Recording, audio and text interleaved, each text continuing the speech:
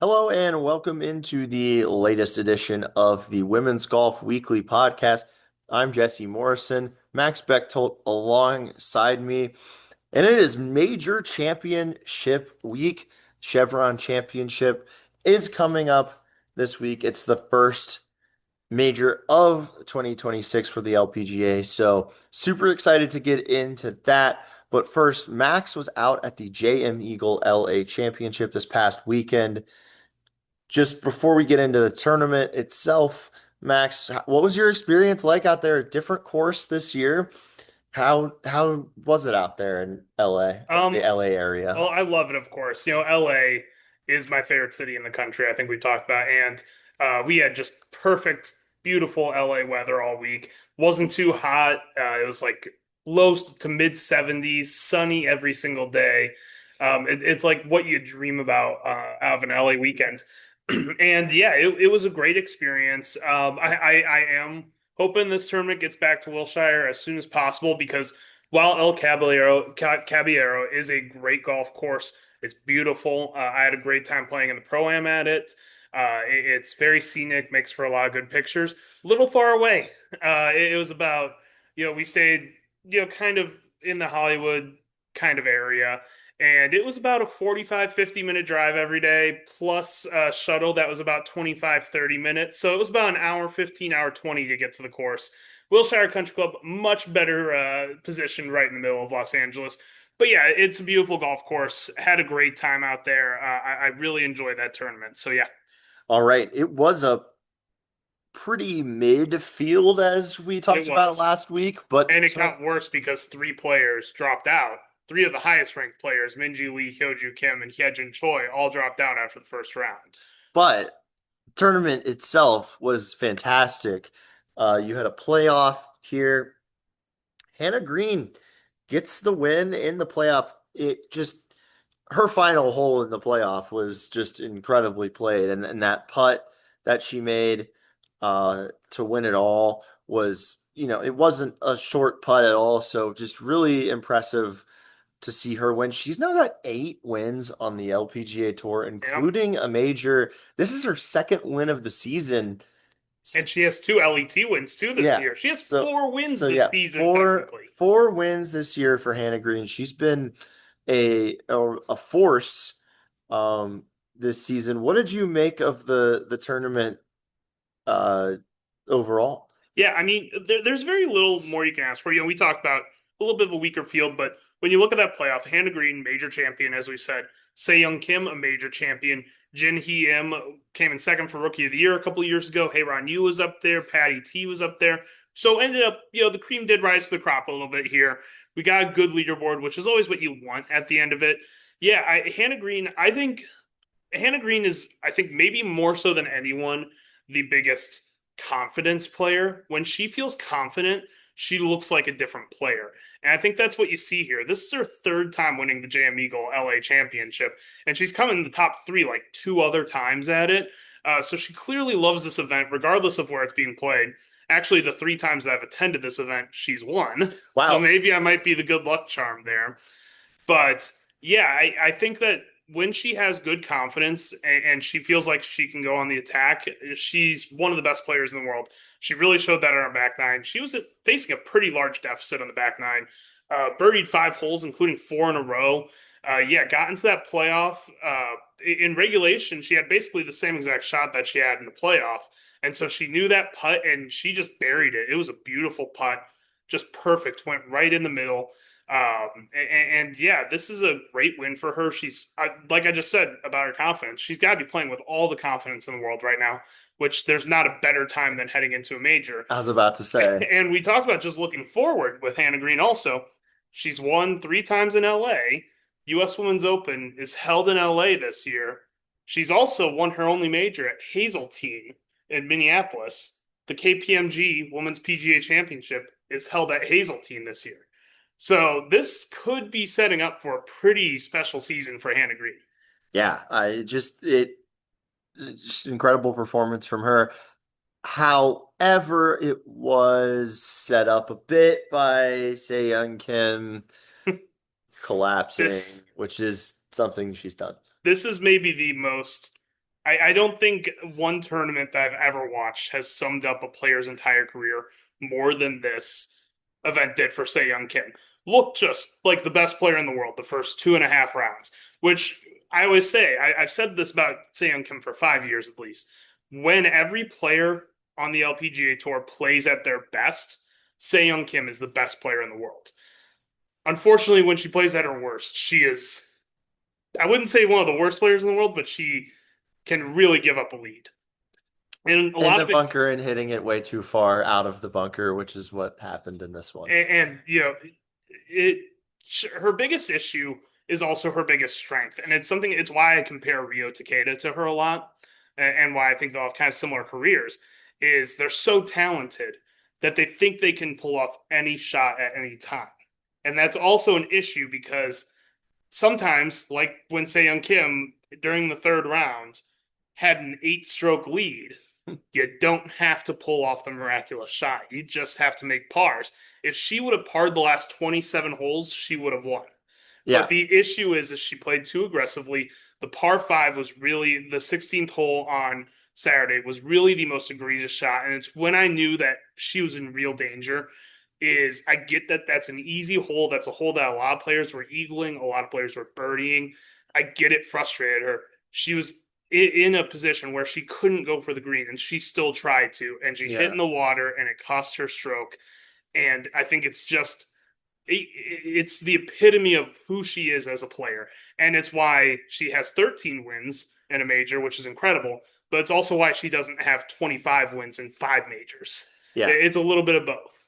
yeah. I think that a lot of times it's just about playing it safe in golf, and you can't always do that, but But when you have an 8 stroke lead, yeah, you can. and if somebody really starts to charge, then sure, Absolutely. you pulls out some If she had an tricks. 8 stroke lead on the back nine on Saturday, makes 15 pars in a row, and all of a sudden that leads down to three, then maybe you start trying to play it a little bit more aggressive. But it was just unforced errors at that time. Yeah. All right. You had a actually quickly before we get to the last part about the JM Eagle, I did want to shout out Jinhee Im's Eagle putt on 16 Oh, and her par putt on 17. 17. Yeah, she was putting like crazy down the stretch. Now there's some incredible putting on this weekend's event, which is sometimes I feel like on the LPGA tour, like the ball striking is really good, but sometimes we see some uh There's some not sloppy putting, especially from some of the best in the world. That yeah, yeah. like we all know who we're talking about. Nelly Yeah. Korda. Yeah. Yeah, but and whereas when you look at the PGA Tour, it's a lot of the ball flying all over the place and then really good putting. Absolutely. So that's kind of the contrast of the tours. But this weekend's putting was incredible. I was very impressed with what I saw out of the putting. It was, and it's interesting because the course didn't really strike me as a putter's paradise, I guess. But there was a lot of good putters on the leaderboard. I mean, Hannah Green, when she's putting well, is great, and she was putting well. Seyoung Kim's a very good putter. She's streaky, but and she showed some of that streakiness, obviously. But she's a very good putter. Jin Hiem, that's her strength of her game, and she really showed it. Allison Corpuz was up there. She's obviously a fantastic putter. So yeah, Celine Boutier played well. She's a great putter. So it's interesting because the course is a little bit wide open and it's something that you can kind of attack. But the putters, I think, really played well this week. All right, this is the point that you put down in our show notes that I thought was interesting. You said the JM Eagle LA Championship deserves better. What do you exactly mean by that? Is it the field? Is it the course? Is it both? It's definitely the field, and this has been a frustration of mine for a couple of years. And I really thought about it back in 2024 when Nelly Korda was on her 5 tournament win streak. The next week after she won the Chevron was the JM Eagle. And she dropped out on Tuesday right before it. And it was kind of a big deflating moment for that kind of field where this was the biggest moment in golf, women's golf. It was, you're in LA. It should be a huge deal. And the biggest star drops out. And this year, seeing the field, which was very weak, saw three of its biggest players drop out. I get why players weren't playing in it. I get why players dropped out. We're going to be seeing a lot of bad weather in Houston this week. It was a chance to get more practice rounds to not play. But I wish because Walter Wang and his wife Shirley are fantastic ambassadors for the game of women's golf. Yeah, they Uh, upped the they up, prize money on the spot at the end of the toward the end of the yeah, tournament. like And Saturday afternoon they yeah, upped it. and the PGA or the LPGA commissioner was just like, sure, go ahead, do it. Yeah, and it's incredible. And they provide what they call first class accommodations. I can't confirm if they are actually first class, but no player disputes it. So they provide accommodations for all the players so they don't have to find hotels, which could get very expensive in Los Angeles. They provide shuttles to and from the course for all the players. This is the biggest prize money on the LPGA tour. They are also giving free tickets to people whose houses were affected by the Palisades fires. Great They're crowds, by the way. I was really impressed with the there's good crowds. crowds, especially on the afternoon or on the weekend and in the Yeah, afternoons. They free tickets for all first responders, and also free tickets to everybody under 18 who came with an adult.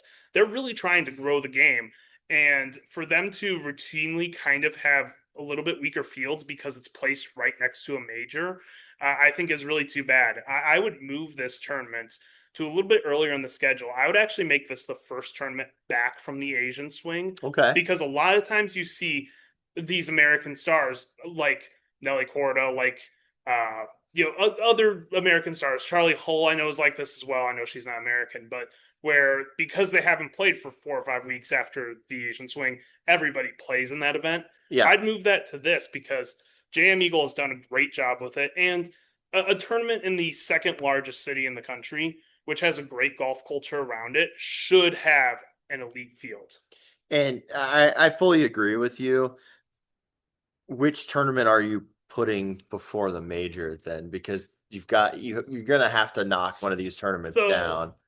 I get why they don't play directly against the Masters, but I think it's time to get rid of that notion. I think Really? you put a Okay. tournament on Masters weekend. I don't like that. I would that's where I disagree with you because like I just don't think that I just don't think that very many people are going to tune away And from that the might Masters. be true, but if you put it, because this is during the West Coast swing, Masters usually over at about 3 o'clock on the West Coast. That's true. But do the You play put it in prime time then afterward. like my question is too, do the players want that? Do they like to watch the Masters like the rest of us?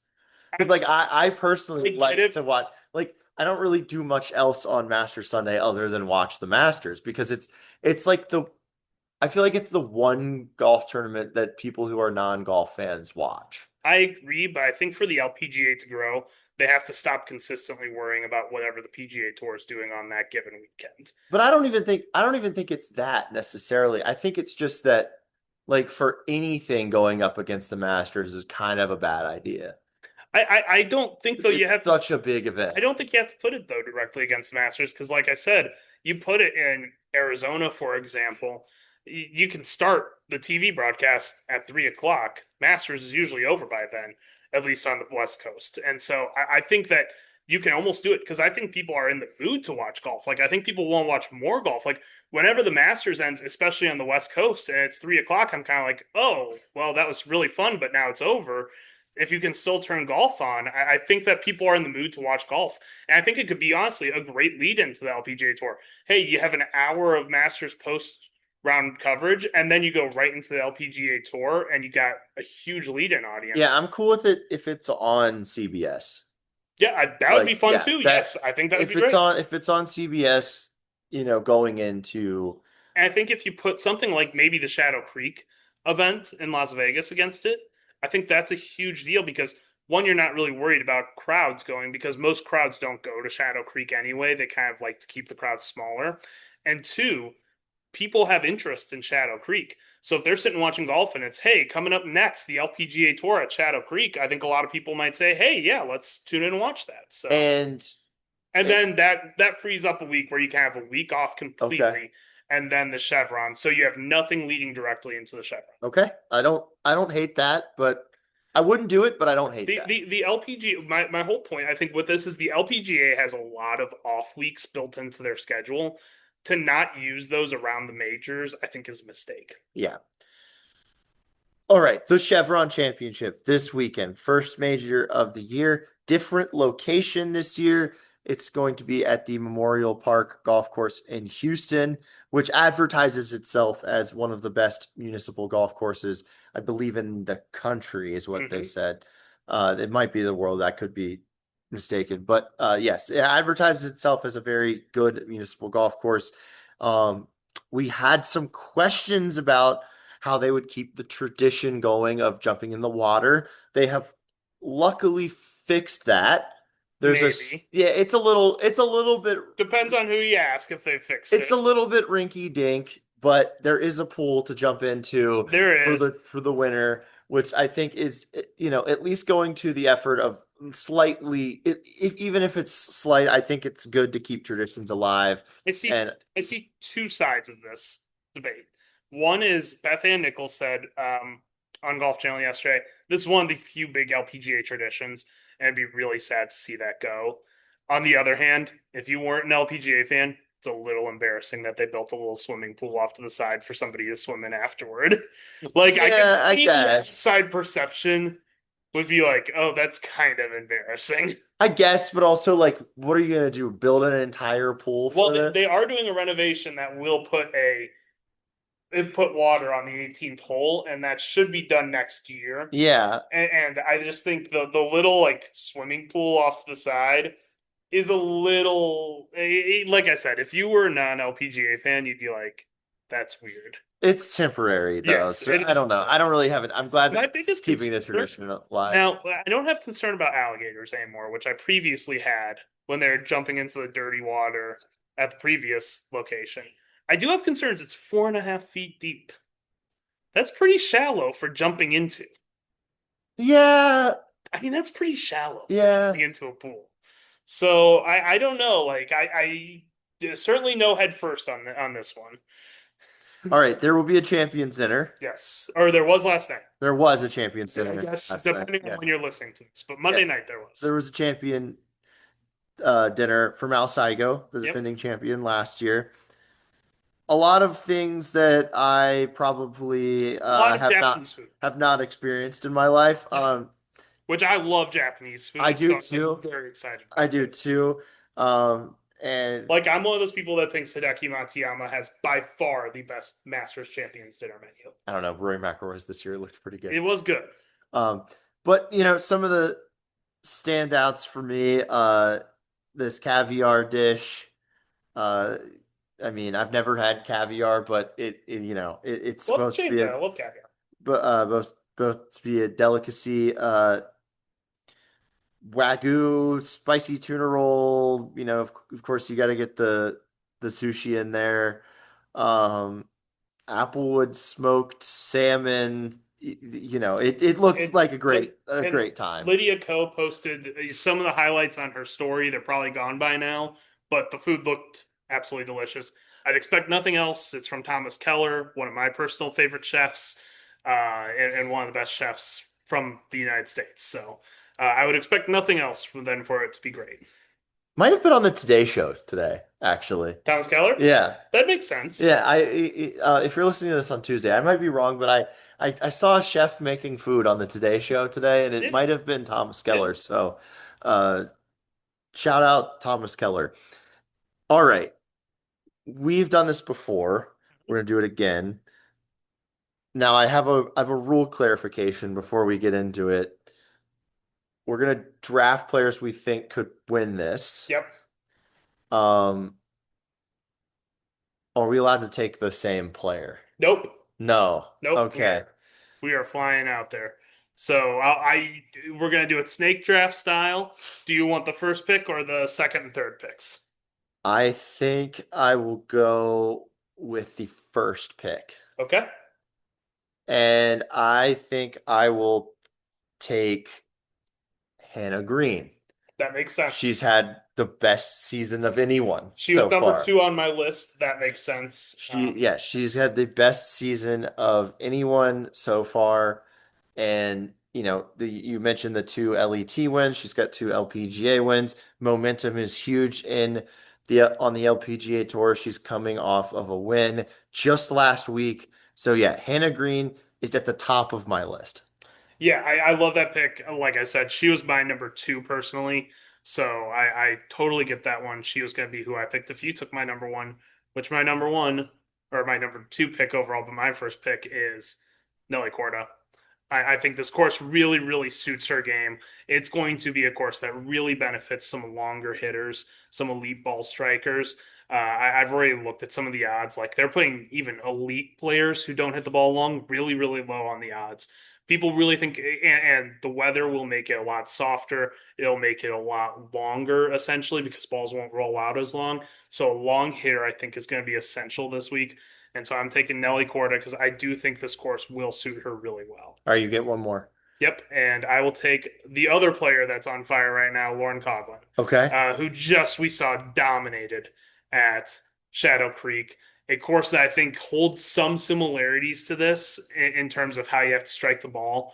I think she's playing really, really good golf. If she putts well, she's going to win. I'll just say that right now. All right, I get two now. Yep. Okay. I got to go with the top player in the world, Gino Titakun. It's been an okay start to the season for her, For any other player standards, it'd be good, but for her, it's just kind of eh. but she is the top player in the world. So like, I feel like I have to take the top player in the world because it's like an obligatory It's thing fallen to to do. four. It's fallen to four, so. Yeah. So I'm taking the top player in the world, and then I'm going to go with a young player. I I debated about which young player I was going to go with, but we've talked about her a lot on this podcast. I'm going to go with Lottie Woad. Yep. Uh, I was considering Rio Takeda, other young players that have had success recently, Rose Zhang, but yeah. So my strategy is kind of like player on fire, young player, top player in the world. So yeah, I'll toss it back to you for two more. Yeah, talk about another player that I was really expecting a lot of this year. Hasn't really done much is Charlie Hull. Ah, But I think this course, like I said with Nelly, I think this course will suit her well. She's already been outspoken about she loves this course. She thinks the scores will be very high, and she likes that about it. She's going in with a good attitude, the right attitude. So I think that Charlie, I'm not going to say she's going to win, but I do think she's going to play very, very well. And then I'll take the player who's looking for a Grand Slam completion this week. Player who I think plays better in majors maybe than any other player on the tour, and that's Minjee Lee. okay. Her brother won his lone PGA Tour event at this course, so it'd be kind of cool if Minjee could complete the Grand Slam with a win at that same course. So I'm going to take Minjee. All right. For my last one, I was going to take Charlie Hull, but then you stole it. Last two. I picked three already. Yeah, we're picking five. Oh, we're picking five. I thought Yep, we were picking picking five. four. Picking five. Okay. Then I am going to go with a player that I was going to pick if you took Charlie Hull. So I'm going to go with Brooke Henderson. Hmm. She's been on a sort of Charlie track. Yeah. She played better toward the end of last season. Hmm. This year she's been fine. But I think that Brooke Henderson has a good shot to win this one. And then a player that we always see toward the top of leaderboards these days, Mayu Yamashita. Yep. I'm gonna go with her as well. Just again, consistently toward the top of leaderboards. However, really with my list, I am kind of leaning toward the Hannah Green Gino as like my true favorites of who I actually think can win this, Hmm. and the other three are just Yeah. names that I'm going to who I think will be in the top 10, top 20 of this tournament. Yeah. I love it. My last pick, I this is where I'm going to go out a little bit more on a limb. I picked four of the biggest stars on the LPGA tour, four of the better players. And the player I'm going to pick, I'm just checking right now to make sure, is not low rated. She's rated number 27 in the world. So she's still a pretty highly ranked player, but I'm going to be taking Aylin Kim as my fifth one. That's kind of my outside the box one. Once again, really good ball striker. When she gets on a roll, she really gets going. She kind of has a little bit of that Sei Young Kim energy to her where she plays very aggressively. She hits the ball long. If she can really dial that all in, she's had a little bit of a slow start to the season, but I think she could be really, really effective this week. And in a normal week, I don't usually pick her. Actually, a lot of times pick against her because I do think some of those issues come into play. But I think at a major, you have to take some risks. You have to play aggressive sometimes, and I think that'll suit Alem Kim this week. So as we saw with the Masters, it can get kind of confusing these days as far as where to find these major championships. So where can people watch this weekend? This will be on Golf Channel on Thursday and Friday pretty consistently throughout the day. They've got about 4 hours of coverage in the late morning, early afternoon. Got a couple more hours in the late afternoon at night. I think it takes like 2 or 3 hours off to get some PGA Tour coverage, kind of wedged in there. But other than that, it's going to be on Golf Channel almost all day. And then the entire afternoon on both Saturday and Sunday, it's going to have NBC time on both days, and it's going to be on Peacock the entire way through. So I always wonder why they don't use Peacock more, but make sure you fire up Peacock this week because that will be where you can most consistently find this event. You can watch the whole Thursday, Friday, I don't Saturday, know Sunday. Thursday and Friday. I don't believe so. Saturday and Sunday though, you can watch the entire Okay. video. If you watch it otherwise, you're gonna have to switch between NBC and Golf Channel. Peacock will be consistently. Yeah. And what should people check out on the website, womensgolfdailynews.com? Well, there's all kinds of stuff. There's all kinds of leaderboard stuff, first of all, which has been a big thing that we've adjusted. And we've got stats in there too. It's really, really, I can say this because I didn't put it all together, but it's really, really impressive what we have going on there. I think that this is genuinely the cleanest and best way to look for a leaderboard for women's golf. That includes LPGA.com, that includes anywhere. There's stats right there available at all times. There's player profiles with links to different articles about players when you click into them. So there's a ton of stuff in there. So definitely this week for the Chevron, be looking for that. We've got live betting odds that are adjusting every day throughout. So you can see your betting odds there as well. And then also, yeah, there's just going to be a live coverage about the Chevron. And I don't know if you already mentioned this, but subscribe to the newsletter. Subscribe to the newsletter, yes. There's a big giant flashing button that says subscribe at the top of the website. So please subscribe to the newsletter. And we will be back next week to recap this event and hopefully the jump into the 4.5 foot pool goes smoothly. Yes.